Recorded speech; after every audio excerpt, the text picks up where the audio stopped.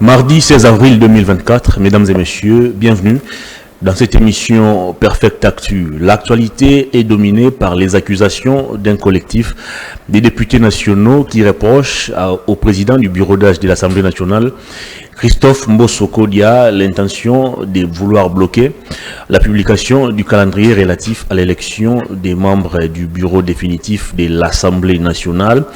Que reproche-t-on exactement à Christophe Mbosso-Kodia? La réponse dans cette émission. La CENI a réaménagé son calendrier électoral. Les élections des sénateurs, gouverneurs et vice-gouverneurs initialement prévues le 21 pour les sénateurs et le 28 avril pour les gouverneurs se dérouleront concomitamment, soit le lundi 29 avril prochain. La CENI fait savoir que c'est pour raison des contraintes financières qu'elle a décidé de réaménager son calendrier afin d'organiser ces élections le même jour. L'Union Sacrée a déjà dévoilé les différents tickets de ses membres pour briguer le gouvernorat, soit les assemblées provinciales. Nous allons tenter de décrypter la question dans cette émission. Et puis la formation du gouvernement, la première ministre Judith Tuluka poursuit ses consultations avec les regroupements politiques membres de l'Union Sacrée. Après avoir entamé les consultations, bien évidemment, avec les membres du présidium de l'Union Sacrée, est-ce que le gouvernement peut être dévoilé, ou l'équipe gouvernementale peut être dévoilée avant la fin de ce mois d'avril? Nous allons tenter d'en parler dans cette émission avec le porte-parole du parti politique CRD de l'honorable Christophe Mbosso-Kodia. Bienvenue, Prince Kinana. Merci, cher Réveil Thomas. Bonjour à vous, bonjour à tous les téléspectateurs qui nous suivent de par le monde. Laissez-moi saluer le chef de l'État, lui qui avait disparu de tous les radars du monde. J'ai vu tout Congolais. Il a fait sa réapparition hier. Du patriotisme, tout Congolais dévoué à la nation s'est demandé où se trouvait les Déousoli. Heureusement pour eux, ils ont vu le chef de l'État aller assister à la messe de Requiem en honneur de Monseigneur Gérard Moulumba, paix à son âme. Maintenant, les esprits peuvent se calmer, le chef est en bonne santé, il est ici. Nous réitérons notre soutien à 100 visions qui consiste dans un Congo retrouvé, en un Congo émergent, à nous donner cette indépendance économique tant rêvée, cette vision qu'incarne la refondation de l'État, repris dans la charte de l'Union Sacrée, une vision qui est matérialisée du jour au lendemain par Christophe Mbosso-Kodia, le patriote de la République, qui vient aussi apporter sa pierre à l'édifice des constructions. Très bien. Sa sagesse, son intelligence, sa science politique au service de la nation, sa bonne gestion aussi, toutes les valeurs républicaines et morales. Nous disons aux Congolais que tant que Mbosso sera aux côtés du chef, ils verront de bonnes actions être posées en leur faveur pour le bien-être de tous. Très bien. Prince Kinana, est-ce que vous voyez l'état dans lequel se trouve la ville de Kinshasa? Il est pratiquement impossible de circuler actuellement. Pour un rendez-vous de 9h30, il faut quitter son domicile à 6h30 pour affronter les embouteillages, et on peut passer comme ça 2 heures pour quitter d'un point X à un point Y. Est-ce que vous avez encore cette volonté-là ou ces soucis de redorer l'image ternie de Kinshasa? Il n'y a plus de routes, il n'y a plus d'électricité, il n'y a plus d'eau, l'insécurité bat son plein. Au niveau de la ville de Kinshasa, au niveau du gouvernement provincial, est-ce que vous comptez faire quelque chose qui peut cette fois-ci épater les Kinois? C'est pour cela que nous continuerons toujours à appeler à la conscience des électeurs à chaque niveau. Que ce soit au premier degré, le peuple, qui est le souverain primaire d'ailleurs, qui décide de par son démocratie, le pouvoir doit émaner de lui, mais aussi les grands électeurs au niveau de second degré par rapport à l'élection de gouverneur et l'élection sénatoriale. Il faut voter vision, il faut voter programme, il faut voter pensée politique, il faut voter doctrine politique. Il faudrait voir quelles sont les réponses qu'apporte celui qui vient demander ces mandats. Parce que en démocratie, l'unique mode d'accession à une fonction étatique, ce sont les élections purement. Nonobstant des nominations par rapport aux mandataires et cadres dans des services publics étatiques. Mais ceux qui décident in fine proviennent pour la plupart des élections. Voilà pourquoi il faut conscientiser ce peuple à voter vision, à voter programme, à ne pas voter argent. Nous parlerons des élections des gouverneurs, vous allez voir que les députés provinciaux sont le premier à se faire rembourser en argent de campagne. Mais qui en pâtissent? C'est nous-mêmes. La dynamique Ngobila, qui était Tinasbel, qui s'est muée à une majorité au niveau de l'Assemblée provinciale de la Chine passée, nous a causé du tort en cherchant des conciliabules pour maintenir Ngobila, en manquant à leur devoir, aucune production législative satisfaisante, pas de contrôle parlementaire. Ngobila, je ne sais pas s'il a été convoqué combien de fois à la législature passée, il ne contrôlait même pas. Les députés provinciaux ont abandonné la ville. Ils n'ont pas accompagné le gouvernement provincial. Avec ce théâtre que nous avions vu à la fin où l'exécutif provincial s'est opposé à l'Assemblée provinciale du jour au lendemain, on voyait des tirs croisés entre Ngobila et Godempoy. Vous attendez à quoi? Il fallait s'attendre à ce que la ville sombre.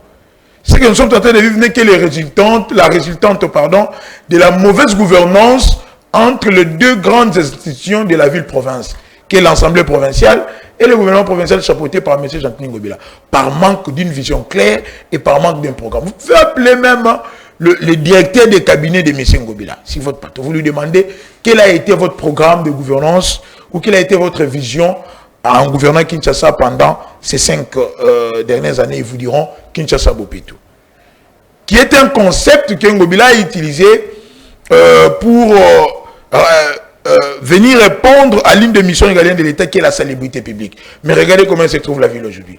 La ville est très sale. Ça ne vous inquiète pas au niveau du pouvoir, on dirait. Bon, ça nous inquiète, ça inquiète même le premier d'entre nous. Il est allé jusqu'à chercher des marchés, des contrats avec l'entreprise turque, les entrepreneurs turcs qui sont venus de la société Al-Barak, qui vont assurer l'assainissement de la ville. Mais seulement ça ne suffit pas. La plupart des déchets, ce sont des déchets domestiques. Il faudrait commencer par sanctionner cette mentalité. Christophe Mbosso m'a toujours dit, quand la mentalité n'est pas sanctionnée, cela appelle à l'incivisme. Il faut éduquer la population. Il y a toute une coordination au niveau de la présidence chargée du changement de mentalité, conduite par un pasteur aussi. Ça sert à quoi? Les églises pullulent. Se transforment en roulage, on ne sait pas exactement à quoi servent ces services. Ces services servent à nous montrer les bonnes mentalités. Nous avions perdu les bonnes mœurs. Les savoir-vivre, les savoir-faire, les savoir-être, les savoir-parler aussi. Mais il existe un ministère chargé de la citoyenneté ou de l'initiation à la citoyenneté. C'est rattaché, je crois, au ministère de la Jeunesse. Mais pourquoi il fallait créer encore une autre structure? Non, quelque part, Nicolas Kazadi a aussi raison. Cette structure... vous occasionnez la dilapidation des recettes. Non, on n'occasionne pas la dilapidation des recettes. Cette structure ne vient pas entraver sur les prérogatives dévolues au ministère de l'initiation à la citoyenneté. Mais elle vient en appui, comme une structure technique. Mais c'est clair. Elle vient appuyer l'action du ministre. Et je ne sais pas quelle est cette politique publique mise en place par ce ministre pour encadrer cette jeunesse sur la mentalité. J'allais dire que cette coordination est chapeautée par un pasteur qui reconnaît que les églises pullulent du jour au lendemain et qu'au Congo, la plupart des temps, nous les passons dans des églises. Et qu'ils pourraient parler à ses collègues pasteurs qu'au lieu de prêcher les voyages, au lieu de prêcher les mariages, au lieu de prêcher la sorcellerie, au lieu de prêcher autre chose, ils peuvent prêcher les bonnes mœurs. Entre autres, la salubrité. Sous Mobutu, les Salongo étaient une obligation, même nous le faisions nous le faisions à notre époque. Vous savez comment, au niveau de... Vous savez comment ces salons se fait actuellement? De l'école primaire et l'école secondaire. Mais aujourd'hui, les salongos... C'est une occasion pour les policiers j'allais le dire. On a laissé à la population, c'est le libre arbitre. Or, le libre arbitre ne peut jamais empiéter les lois. Le service de sécurité, entre autres la police, qui est chargé de suivre à la lettre cette salubrité publique, n'est devenue qu'une occasion pour eux de mobilisation des recettes. Donc il suffit il récolte de des fermer tickets, son magasin et puis jusqu'à 11h, jusqu'à 11h, et puis vous donnez 1000 2000 ou 2000 policiers, c'est fini. C'est le laxisme, c'est le manque de la sanction à tout le niveau. On ne sanctionne pas le peuple, on ne sanctionne pas les dirigés, c'est à chaque niveau. On ne sanctionne pas les dirigeants. Très bien. Donc, quand on va axer sur cette sanction, on voit que beaucoup de choses vont changer. Donc, Kinshasa n'est que la résultante de la mauvaise gouvernance de Ngobila. Nous pensons que ceux qui se battent du jour au lendemain, ceux qui ne laissent pas dormir Maman Marthe, cette dame mérite le repos. Il a tant travaillé aux côtés du fait sphinx délimité, il devait fuir à chaque temps, s'exiler, dormir dehors, relégué à Kabea Kamanga. Elle doit profiter du repos. C'est le temps qu'elle doit recevoir de présents de notre part. Ce n'est pas à nous d'aller la déranger au midi. Maman reçoit du matin. Laissez-la se reposer. Cherchez un programme. Vous voulez diriger la ville? Cherchez un programme, cherchez une vision. Venez convaincre ces députés. Moi, j'aurais aimé que Prince Kidana ait le courage de s'adresser directement à l'un des membres du présidium de l'Union Sacrée qui a pris l'habitude d'aller présenter à Maman Marthe les différents tickets des il faudrait d'abord dire que lorsque le secrétaire général Augustin Kabouya, mon abouté, c'est de lui que vous voulez parler, amène le cadre de l'UDPS auprès de Maman Marthe, ce n'est pas en tant que cadre de l'UDPS. Pour la plupart, de l'Union Sacrée. Pour la plupart, ce sont le cadre de l'UDPS auprès de Maman Marthe. Ce n'est pas en sa qualité de la maman du président de la République.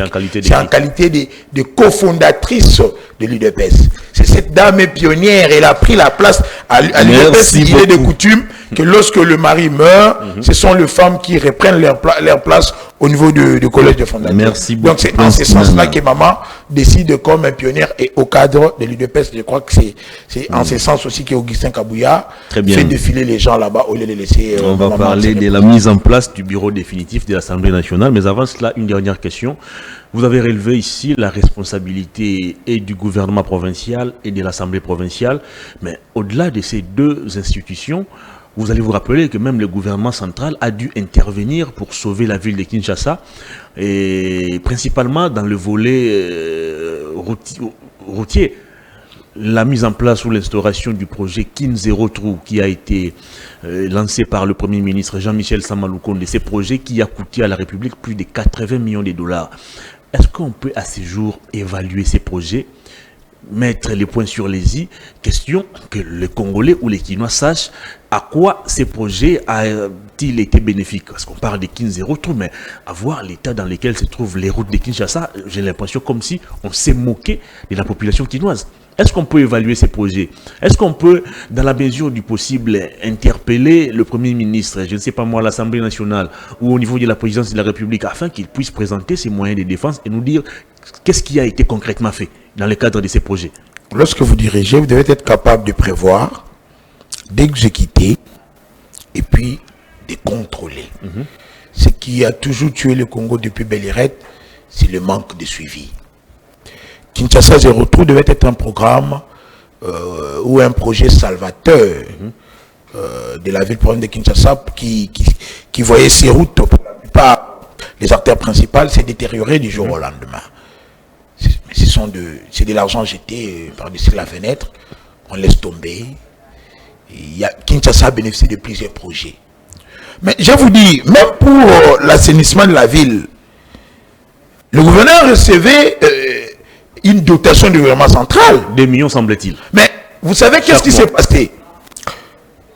Comme il y a eu des clauses entre lui et certains députés provinciaux, ces députés se sont mués en de fondateurs des ONG qui pour la plupart avaient seulement comme domaine de prédilection l'assainissement.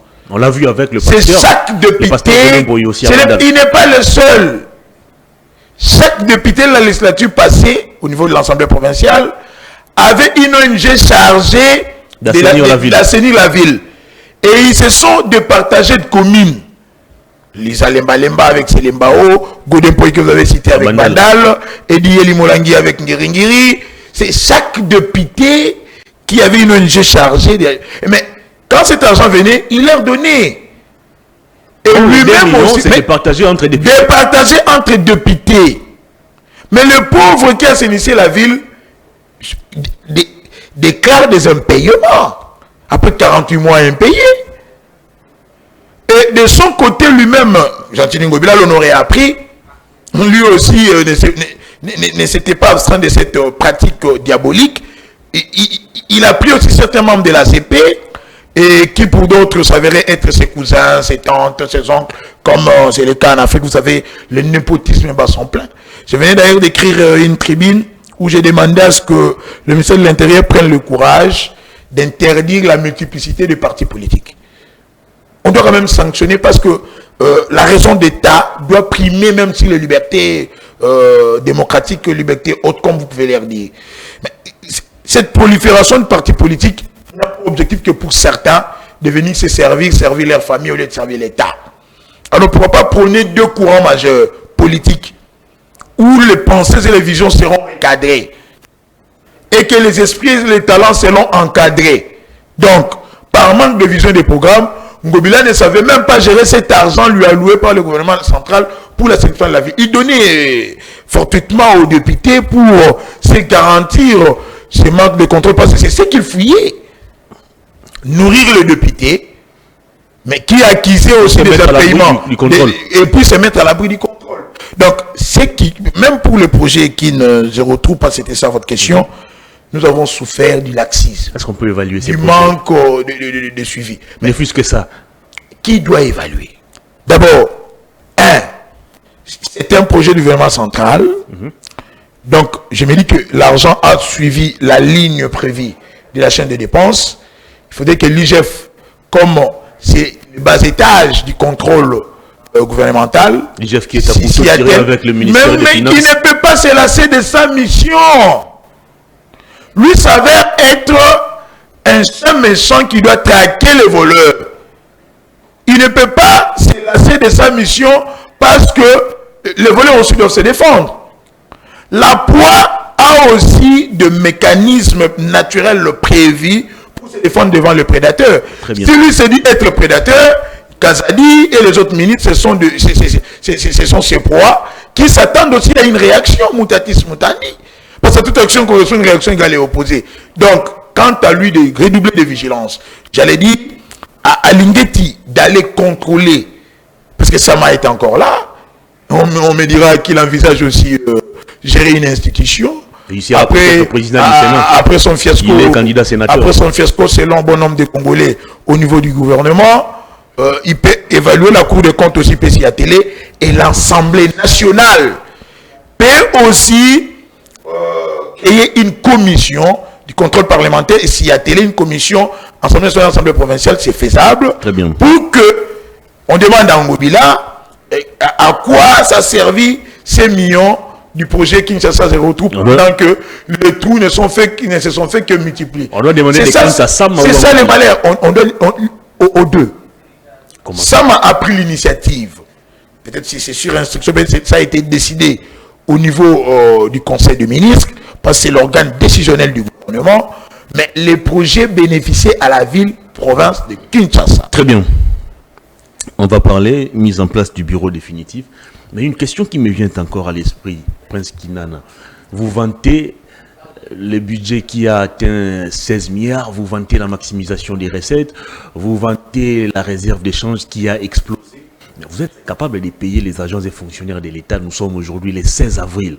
On a dépassé la moitié du mois. Pourtant, il y a des fonds qui sont chaque fois détournés, dilapidés. Mais vous manquez comme ça l'argent pour payer ces minables fonctionnaires. 100 000 francs, 200 000, 300 000 francs. Pourtant, il y a des millions qui sont volatilisés au quotidien. Qu'est-ce qui bloque à ces jours le paiement des fonctionnaires, des agents et cadres de l'État, si on doit le dire comme ça, leur salaire du mois de mars? Nous en souffrons tous. Cette question devait être adressée à Nicolas Kazadi, pas celui de l'Argentine de la République, mais je vais essayer un peu d'analyser. Je me dis que l'État a certaines priorités, mais cela ne peut pas empêcher à ce qu'on donne la rémunération aux travailleurs de l'État ou aux fonctionnaires de l'administration publique, parce que les salaires revêtent un caractère sacré. cela menacerait même le pouvoir d'achat de certains ménages. Ça menace déjà. Je me dis que le gouvernement s'y penche. Parce que, vous savez, avec cette guerre dans l'Est, avec la logistique qu'il faut chercher... Il faut arrêter un peu cette histoire de la guerre. Non, c'est sérieux. On parle de la guerre à l'Est, en même temps nous apprenons qu'il y a surfacturation mais dans nous sommes en train, les projets d'implantation des forages. Nous condamnons tous. Voilà pourquoi il faudrait que le chef de la guerre à l'Est, c'est que le chef de l'État... Quand ils sont détournés... Je venais de vous dire ici de la sanction qui doit être imposée pour éviter cet incivisme. Mais je pense que cette situation va être décantée. Je viens de le suivre récemment sur Top Congo. Il a parlé de cette semaine où il devait commencer à libérer cette paye des fonctionnaires. Mais je me dis que pourquoi c'est retard avec cette question épineuse, bon, vous savez, le gouvernement a pour mission de savoir prioriser ses actions. La sécurité publique est la principale mission régalienne de l'État. Sans sécurité, on ne peut pas parler de développement. Sans sécurité, on ne peut pas parler de la mobilité. Sans sécurité, on ne peut pas parler de transport, on ne peut pas parler de l'économie et autres. Donc, si la grosse part de l'enveloppe gouvernementale est allouée aux efforts de guerre, quant à nous de pouvoir serrer un peu le ceinture et attendre à ce que le gouvernement s'attelle à cette situation. Vous savez, je me mets un peu mal à l'aise parce que le chef de l'État a dit que pendant ses seconds mandats, il va ménager de 1001 efforts pour améliorer le pouvoir d'achat de cette population. Mais cela passe par le paiement des agents cadres publics de l'État. Quelqu'un a dit ne puisse pas nous mettre le bâton dans les roues parce que le peuple attend des réponses à ces problèmes. Les enseignants, les magistrats, les militaires et consorts, les médecins doivent serrer la ceinture, alors que du côté du gouvernement, il n'y a pas question de serrer la ceinture.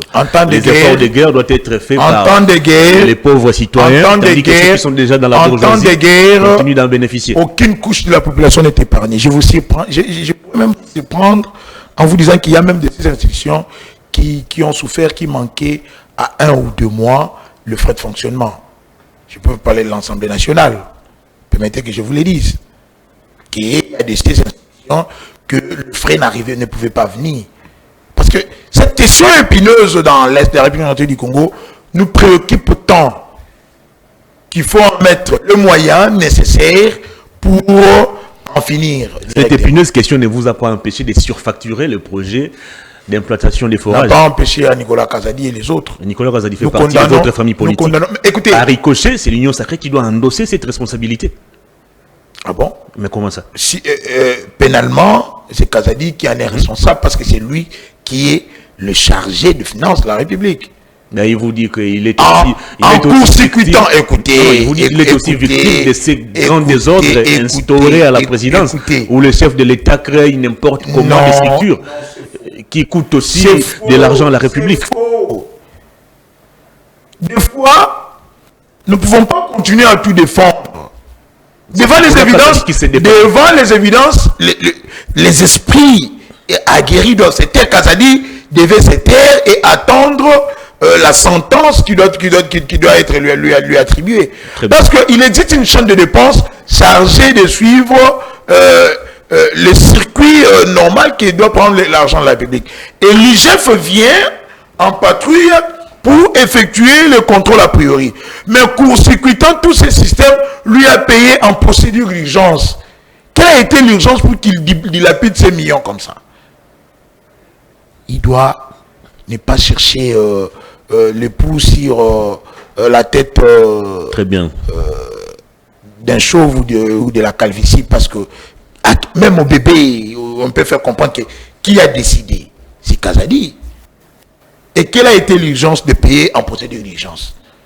Merci beaucoup. On va parler politique maintenant. Christophe Mbosoko a été accusé par un collectif de députés de bloquer la publication du calendrier relatif à l'élection des membres du bureau définitif de l'Assemblée nationale. Mbosoko, dans son souci de vouloir se pérenniser ou de se tyranniser même au perchoir de l'Assemblée nationale, commence à marcher même sur la loi. Qu'en est-il de ces accusations? Je vais dire à tous les Congolais, à tous les esprits éclairés qui vont nous suivre, les rappeler que le poste du président de l'Assemblée nationale ne dépendra pas du bon vouloir de Christophe Mbosso. Ça appartient au pouvoir discrétionnaire du chef de l'État. C'est comme pour les Mais la publication du calendrier ne revient pas au pouvoir discrétionnaire du chef de l'État. Laissez-moi argumenter. Pour que Mbosso se retrouve président à l'Assemblée nationale lors de la société passée, l'âge lui a aidé à gérer cette crise du bureau Mabunda, et aussi la confiance que les chefs ont placée à lui a permis de diriger les bureaux définitifs. Le retour ou non d'Mbosso dépendra du bon vouloir du chef de l'État et non de Mbosso. Laissez-moi parler. Vous m'avez posé une très belle question. On parle du blocage constaté dans la sortie ou dans la publication du calendrier. Je vais être clair avec vous. Le bureau déclarera le calendrier ou va établir le calendrier, le publier, rendre public pour faire voter qui? Ceux qui seront candidats. Merci beaucoup. Être candidat ou non ne dépend pas du bon vouloir. Pour certains, ils appartiennent à des familles politiques qui doivent présenter leur ticket ou leur candidature. C'est comme la plénière qui est convoquée ce mercredi,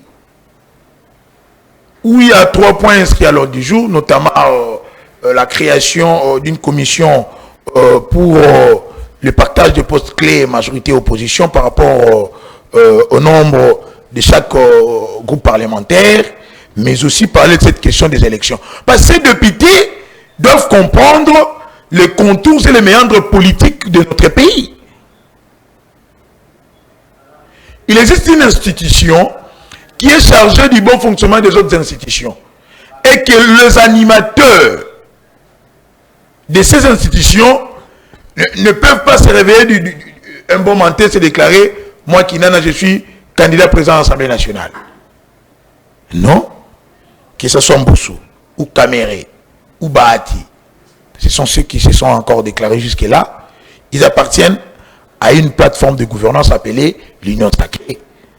Et dans l'Union Sacrée, la dernière chambre décisionnelle, c'est celle de la haute autorité politique.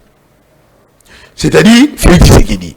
Et selon la politique de notre État-nation, Félix Tshisekedi en tant que président de la République, c'est lui qui devrait désigner à qui confier l'Assemblée nationale selon les critères établis par le règlement intérieur en son article 27.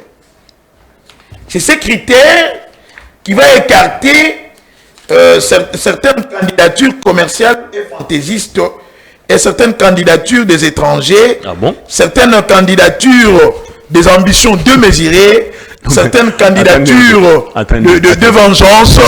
Laissez-moi parler. Certaines candidatures de prestige, certaines candidatures qui visent à faire ombrage à l'action du chef de l'État dans l'unique but de préparer 2028. Attendez un peu. Laissez-moi lire d'abord l'article. Laissez-moi lire l'article. Vous allez lire l'article. Je reviens à vous. Candidature commerciale, candidature fantaisiste, candidature des étrangers, et candidature encore quoi? Et les candidatures des ambitions démesurées. À quoi faites-vous allusion en évoquant tout ça? Merci beaucoup. Quand vous avez eu à gérer quelque part, avant de solliciter un autre poste ou une autre fonction étatique, on doit d'abord vous évaluer de là où vous venez. Mais si vous vous réveillez un bon matin, vous allez faire du bruit, envoyer vos coyotes pour jacasser, voilà, et qu'on lise dans vos intentions parce que nous sommes politiques, on peut facilement classifier votre candidature. Je prends le cas de Kamere. Kamere a eu à gérer. La candidature vous donne des frissons. La candidature de Kamere ne peut pas donner des frissons aux Congolais. D'ailleurs, je vous informe qu'il y a une pétition lancée contre cette candidature de Kamere. Qui a lancé la pétition en question? Kinana que je suis. Kinana, vous avez, en qualité de Congolais, parce que la Constitution me le permet. En vertu de quelle loi? En vertu de l'article 27 de la Constitution de notre État. Vous voyez que vous oubliez même les lois de notre pays. La loi fondamentale, la loi mère notre Bible par excellence, me donne ce droit, moi Kinana, à pétitionner contre une tierce personne. Et vous ne voulez pas de la candidature des Camérés, pourquoi? Parce que, il fallait me laisser lire. Ah, ok, allez-y. L'article 27 du règlement intérieur, d'abord l'article 27, ma pétition s'appelle le 27 carré, qui signifie article 27 de la Constitution et article 27 du règlement intérieur de l'Assemblée nationale. L'article 27 de la Constitution me permet ou nous permet, moi et les Congolais qui me suivent, parce que j'aurais besoin de leur signature, nous pensons faire 4 provinces pour récolter ne fût-ce qu'1 million de signatures, c'est faisable. Je vais faire 2 jours à Kinshasa, je prendrai le Congo central 2 jours, j'irai dans les Katanga, et puis j'irai dans les Kasaï. Qui est derrière vous? Le peuple congolais.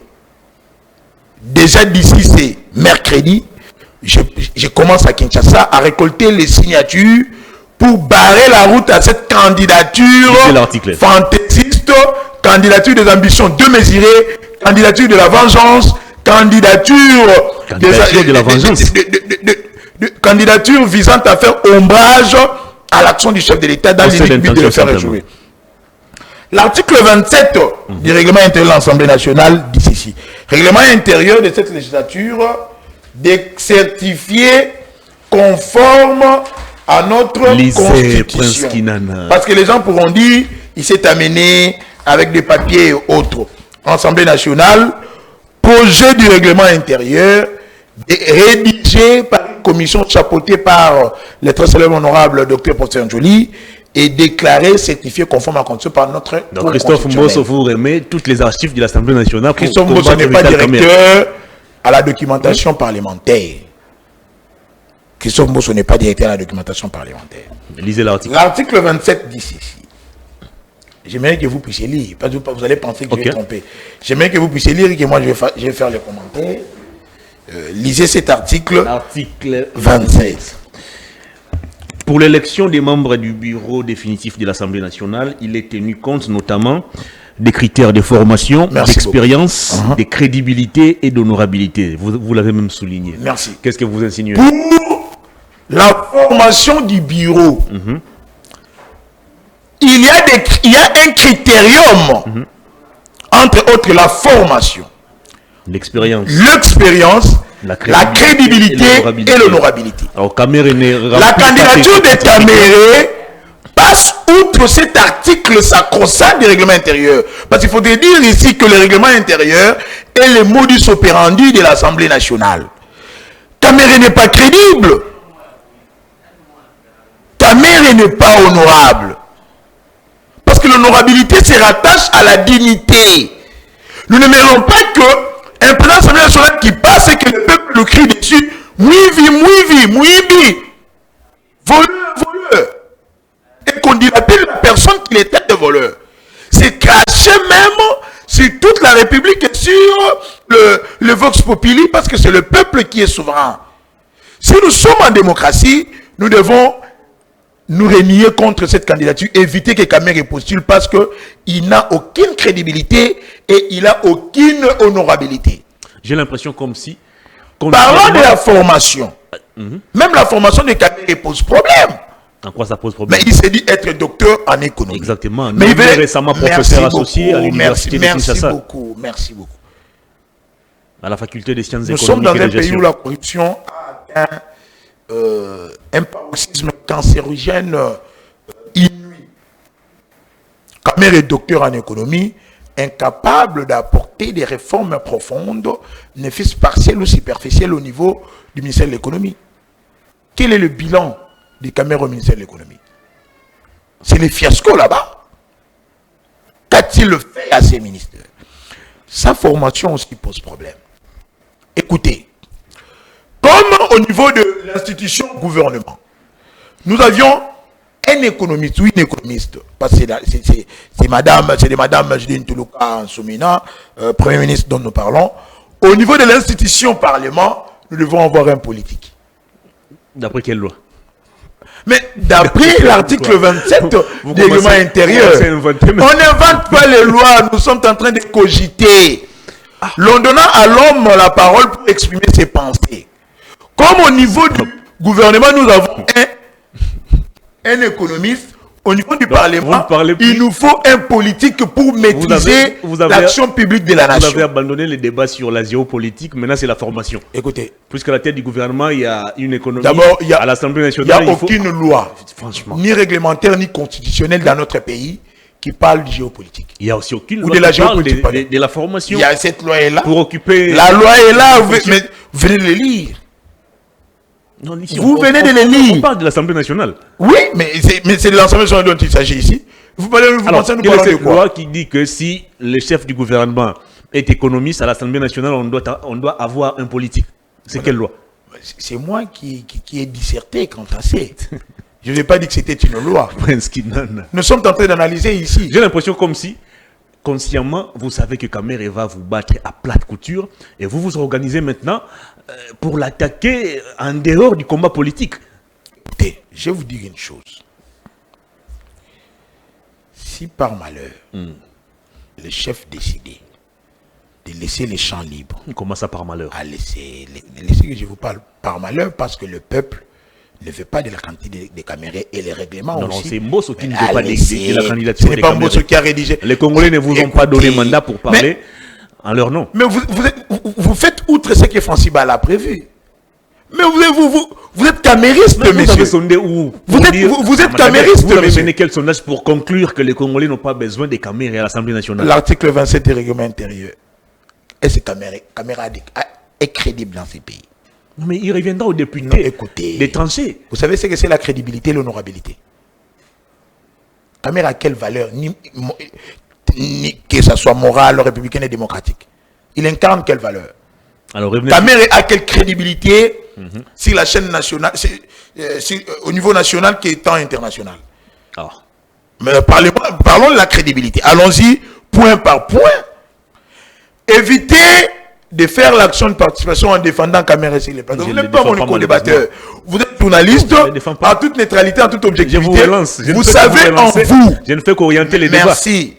Vous savez en vous que Kamere ne mérite pas. Non, ne me faites pas dire ce que je n'ai pas dit. Je disais ceci. Si par malheur pour le peuple congolais, que le chef de l'État laissait le champ libre à Mbosso, à Kamere, que ce soit Bahati de postuler, d'abord, l'un d'eux va s'auto-exclure. Qui ça? Entre Bahati et Kamere. L'un d'eux va s'auto-exclure. Pourquoi? Lisez l'article 25 où on le lira après, du règlement intérieur. On parle de la représentativité des provinces. Bahati et Kamere sont de la même province. Ils ne peuvent pas concourir pour le même poste. Je vais en arriver.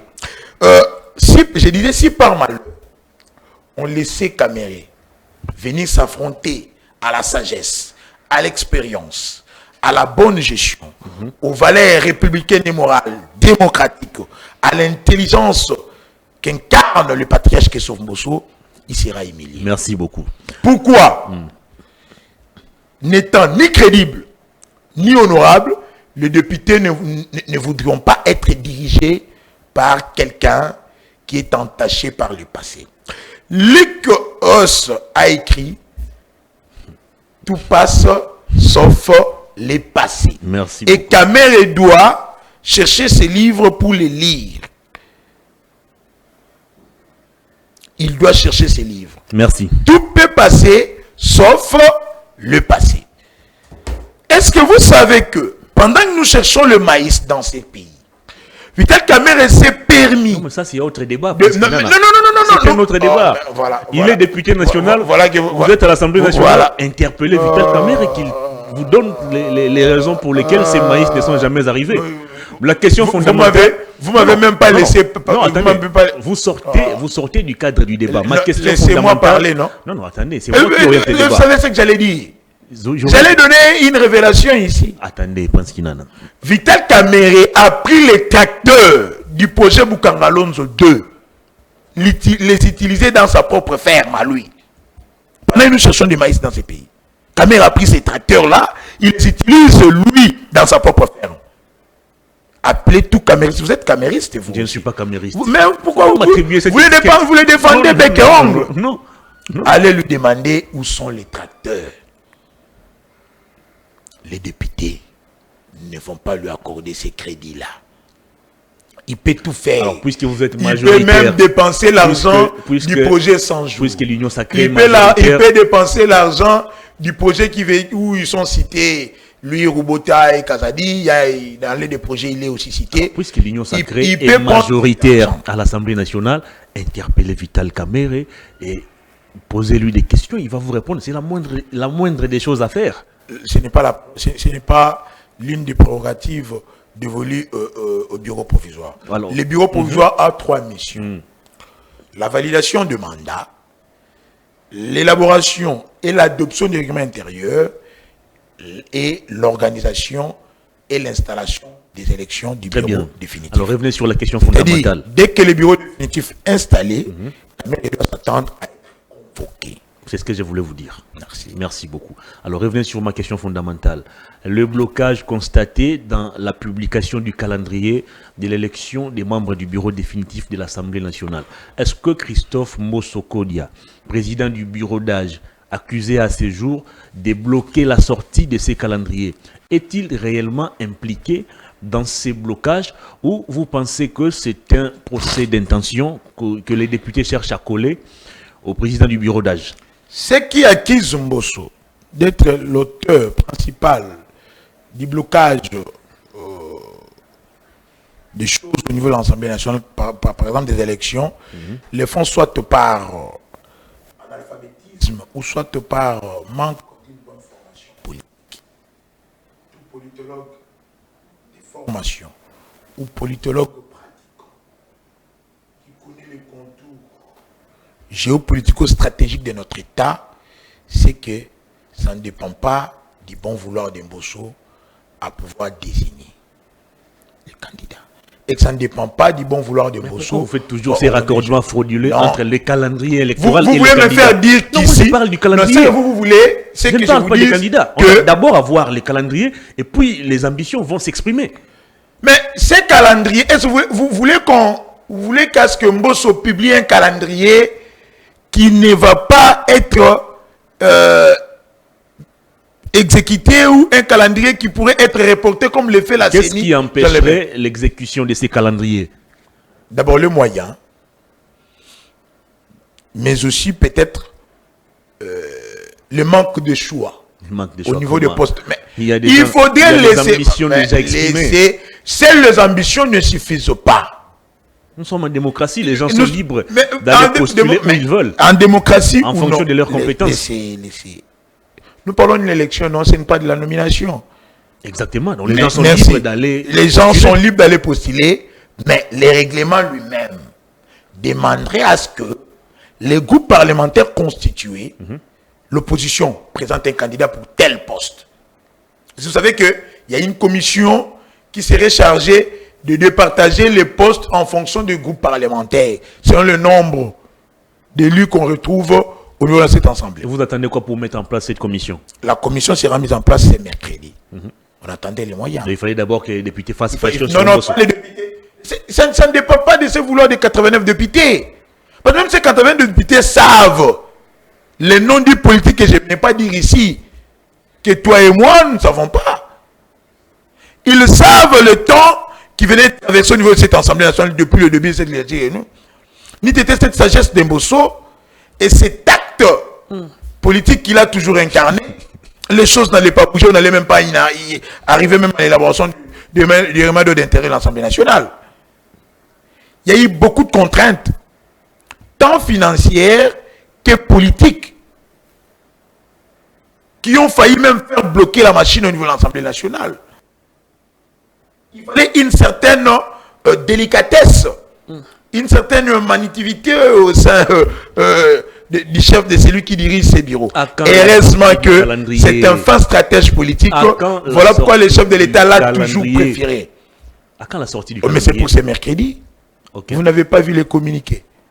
L'Assemblée nationale a un compte Twitter où l'honorable rapporteur a toujours émis des communiqués de la convocation de plénière. Merci beaucoup. La plénière de ce mercredi, on va terminer l'émission sur ces points de l'élection du bureau. Que les avis se calment. Je disais par rapport à ma pétition que nous demandons aux Congolais de venir pétitionner contre la candidature des Camérés parce que cette candidature ne répond pas aux critères.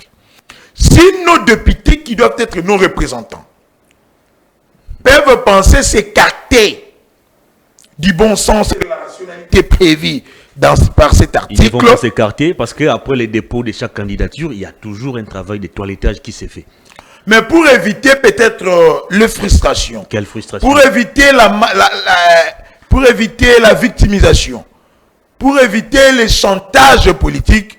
Voilà pourquoi moi je préfère rentrer auprès du souverain primaire. Merci beaucoup. La démocratie va ce que le pouvoir soit pour le peuple, par les peuples et du peuple aussi. Merci. Comme ce pouvoir nous appartient et qu'on sait que Kamere n'est ni honorable, il est député national bien sûr. Le règlement intérieur à son article 4 et la constitution à son article 101 dit que le membre de l'Assemblée nationale porte le titre de député national. On les rappelle honorables parce qu'on pense qu'ils ont une certaine dignité et ils peuvent avoir une certaine honorabilité. Merci. Mais Kamere, manquant de l'honorabilité, manquant de crédibilité et d'expérience politique avérée, sa candidature ne répond pas. Kamere vous donne des insomnies, franchement. Donnez-moi des insomnies. On va terminer cette émission. Moi qui suis à côté d'un cursus honorum, Deus ex machina, celui qui a parcouru les âges et les temps. Je me dis que notre élève à nous, celui qui nous a servi au cabinet, en tant que conseiller politique. Votre élève vous donne des frissons. Mon élève me donne des frissons. Merci beaucoup. La CENI nous en dira plus. La CENI a décidé de réaménager pour la énième fois son calendrier électoral, faute de moyens financiers. Les élections des gouverneurs, les sénateurs, gouverneurs et vice-gouverneurs se dérouleront le même jour, alors que c'était prévu le 21 avril pour les sénateurs et le 28 pour les gouverneurs et vice-gouverneurs. Ça va se dérouler concomitamment. Est-ce qu'on peut s'attendre à des résultats qui vont réellement refléter les urnes? Je vous dirais sincèrement non. Vous savez pourquoi?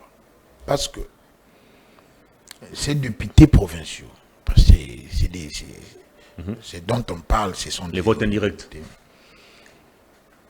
Ils ne vont pas voter programme. Ils ne vont pas voter vision. Ils ne penseront jamais voter pensée politique. D'ailleurs, vous voyez Augustin Kabouya leur forcer la main. Il y a des ceux-là qui lui acquisent d'ailleurs de clochardiser les députés. Il aurait menacé même les députés, selon certains. Écoutez, mais ces gens-là qui l'acquisent de tout le monde oublient qu'il existe ce qu'on appelle la discipline au sein des partis politiques. L'UDPS évite l'erreur de 2018. 12 députés provinciaux, je ne sais pas si c'est ça. Exact, 12. 12. 0 sénateur. 0 sénateur. La réponse est claire et simple. Il y a eu corruption. Il y a eu rébellion. Il y a eu trahison. C'est dangereux. Le peuple ne peut rien s'attendre. La CENI, oui, parce qu'elle va organiser ses élections. Il y aura des animateurs, il y aura des sénateurs les mêmes jours. Et il y aura des gouverneurs aussi. Mais moi, je me dis que le peuple congolais dans son ensemble ne s'attend à rien. Je fais partie de ceux-là qui ont demandé à ce que le chef de l'État voie comment, dans la mesure du possible, peut commencer à nommer le gouverneur lui-même. En voyant les élites, ceux qui peuvent solutionner les problèmes des Congolais. Ils ne vont pas voter, ils voteront le plus offrant, ces députés-là. Alors, puisque c'est le cas, pourquoi vous vous êtes battu bec et ongle pour présenter les tickets de l'Union sacrée, notamment Edi Yeli et comment il s'appelle encore, Daniel Bumba pour la ville de Kinshasa, par exemple? Mais c'est de notre devoir, en tant que plateforme politique ou méga plateforme politique, de pouvoir compétir. Est-ce que ces tickets, au regard des défis à relever au niveau de la ville de Kinshasa, vous pensez que ces deux personnes ont le profil pour redorer l'image ternie de Kinshasa? Edi Yeli et Daniel Bumba. Pas seulement eux deux. L'Assemblée provinciale aussi doit jouer sa part des choses. Nous, Kinois aussi, nous devons en faire aussi. Mais eux sont appelés à nous amener une bonne politique publique de gestion. Est-ce qu'ils en ont la capacité? Oui. Ils en ont les capacités. Parce qu'ils ne seront pas seuls, ils auront l'appui de tous. Je me rappelle du fait maréchal. Le président fondateur n'est pas un magicien. Seul, il ne peut rien, mais avec l'appui de tous, Merci il beaucoup. peut toutes choses. C'est-à-dire, nous avons confiance en Daniel Bumba et en Edi Yeli. Si Augustin Kabouya a pris les risques d'avaliser cette candidature ou ces tickets, c'est parce qu'il croit en des valeurs incarnées. Il croit en des compétences. Il croit en la formation de ces deux mécènes politiques, entre autres Bumba, de l'UDPS, et Edi du MLC, qui sont deux partis extrêmement majoritaires au niveau de l'Assemblée provinciale. Nous aimerions que ces députés provinciaux, peut-être, s'ils pouvaient accorder du crédit à ces tickets et permettre à l'UDPS de gérer la ville, qu'on voie le socialisme tant prôné par l'UDPS, c'est que ça pourra donner. Nous pensons que la ville pourrait rayonner, revêtir sa plus belle robe. Merci Mais beaucoup. l'unique crainte que j'ai, c'est l'argent qui va circuler. L'argent qui circulera le même jour ou la nuit d'avant, on pourrait faire changer toutes les cartes et toutes les données. Ces députés ne sont pas des enfants et qu'on ne va pas les enfermer dans des chambres d'hôtel. Surtout que le vote a un caractère secret. Secret. On ne va pas aussi leur donner des stylos caméras. Sinon, ça serait entravé même au caractère secret des choix. On va violer la loi. On violera la loi. Nous pensons à leur sens élevé de la République. Merci beaucoup. Nous pensons qu'ils vont se servir de la sanction que le peuple, bien sûr, malgré certaines contraintes électorales qu'on a pu constater sous Kadima, nous pensons que la sanction que le peuple a pu réserver à leurs prédécesseurs leur servira de leçon pour qu'ils puissent voter vision et programme et non voter argent. Où en sommes-nous avec les consultations de Mme Judith Toulouka? Madame Judith évolue bien. Moi, je loue déjà ces initiatives parce que Augustin Kabouya avait mené une mission visant à baliser le chemin. À baliser le chemin. Recevoir les personnalités politiques et les regroupements, savoir qui a quoi en termes de nombre de députés. Et remettre la liste auprès de Mme Toulouka. Mais Mme Toulouka doit prendre langue avec les dirigeants de ces regroupements, les chefs de ces regroupements, pour pouvoir leur remettre sa pensée politique. De ce qu'il attend d'eux. Peut-être fixer déjà les critères, leur dire, j'aimerais que vous m'envoyiez par exemple des noms avec tel autre critère. Je n'aimerais pas que vous privilégiez vos enfants. Je n'aimerais pas que vous m'envoyiez de sous-évaluer. Merci. Je viens communiquer où on parlait de la compétence et de l'expérience. Mais en prenant en compte le jeune aussi. Qui vous me demandez, moi. Oui. Est-ce que vous avez l'expérience et la compétence pour prétendre à une fonction ministérielle? La compétence, oui. Est-ce que vous êtes ministrable au niveau du CRD? Qui sont ministrables d'abord au CRD? Kinana est ministre. Extra-ministrable d'ailleurs. Je vous demande chaque fois de revoir à la baisse vos ambitions. Non. Mbosso ne me forge pas ou ne me forme pas pour que je reste analyste politique et que je vienne seulement informer les Congolais. Il me forme parce qu'il pense que je prendrai la relève.